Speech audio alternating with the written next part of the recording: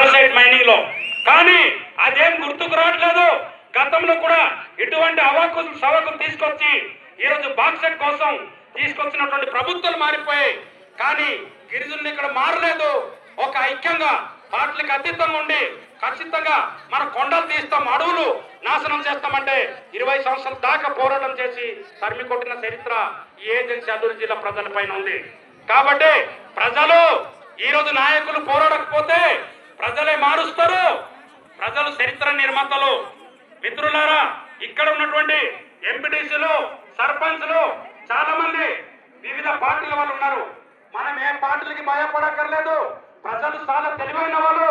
ఎవరిని గెలిపించాలా, ఎవరిని ఓడించాలని మీరు సిద్ధంగా ఉన్నారా లేదా? అది ఖచ్చితంగా ఉన్నారు. ఎందుకంటే ఈరోజు అధిష్టానాలు భయపిస్తే భయపడే లేదు. ఈరోజు సీట్లు ప్రజలు ఇస్తారు, ప్రజలు ఓటేసి గెలుస్తారు. ఈరోజు మధ్యవలస ఎంపీటీసీ గారు ఆయన పార్టీ ఇండిపెండెంట్ గెలిచారు. బూర్జా ఎంపీటీసీ గారు ఇండిపెండెంట్ గెలిచారు. ప్రజలు అనుకుంటే ఎవరినైనా గెలిపిస్తారు, ఎక్కడైనా కూర్చోబెడతారు. కాబట్టి అందుకే రాజ్యాంగ పరిధిలో ప్రజలు చరిత్ర నిర్మాతలు. మీరు చరిత్రని తిరిగి రాస్తారా లేదా? కాబట్టి ఖచ్చితంగా రేపు అమ్ముడుపోయే నాయకులకి తరిమి కొట్టాలి. ఈరోజు మన తరపున మాట్లాడే నాయకుల్ని మీరు ఎన్నుకోవాలి. అవునా కాదా? ఎన్నుకోవాలి. ఇది మనకు అవసరం. గ్రామ సభలైనా ఈరోజు మన సర్పంచ్ తీర్మానం ఇస్తే దాన్ని మేము అడ్డుకోలేము.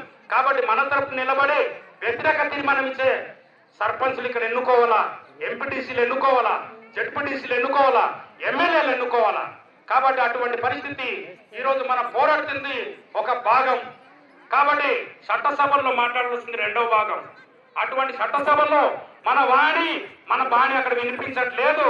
కాబట్టి ఖచ్చితంగా అక్కడ వినిపించాలంటే మనమందరం ఐక్యంగా ఉండాలా.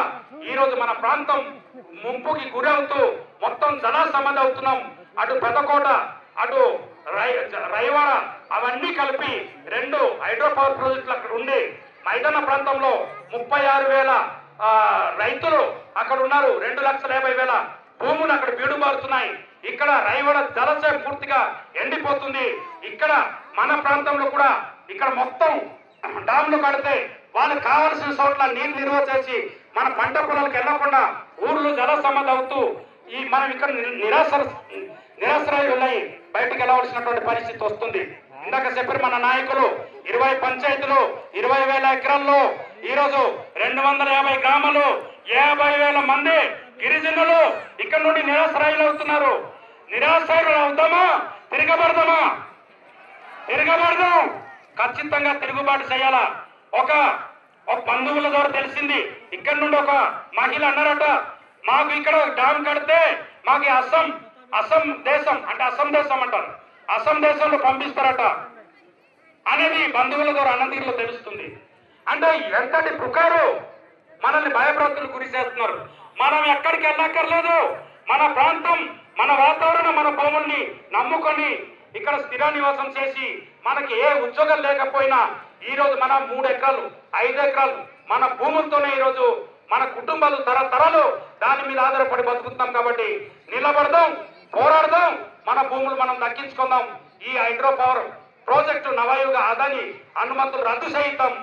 ఇప్పుడు తీసుకొచ్చినటువంటి 51 జీవో కానీ అలాగే 13 జీవో కానీ 2 జీవో కానీ ఇవన్నీ రద్దు చేయించి ఖచ్చితంగా బాక్సైట్ సైనక్లే త్రాలోనే మనం కూడా ఇది మనం నిలబడి పోరాటం చేసి నిలబెట్టుకుందామని ఈ సందర్భంగా హెచ్చరిస్తున్నాను.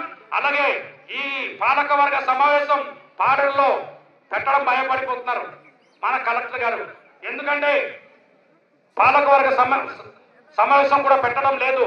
అలాగే 4వ తారీఖున ఇప్పుడు ఫస్ట్ 4వ తారీఖున జిల్లా పరిషత్ సమావేశం ఉంది. మరొకసారి గలం విప్పుతాం. ఎందుకంటే ఈరోజు ప్రజల తరఫున ఖచ్చితంగా పోరాడతాం, మన వాణి వినిపిస్తాం. ఈరోజు హైడ్రో పవర్ ప్రాజెక్ట్ కోసం వ్యతిరేకంగా అక్కడ పోరాడతాం. అందుకే మీరు ఖచ్చితంగా ఈ రకమైన ఉన్నటువంటి జిల్లా పరిషత్లో నేను పోరాడతాను.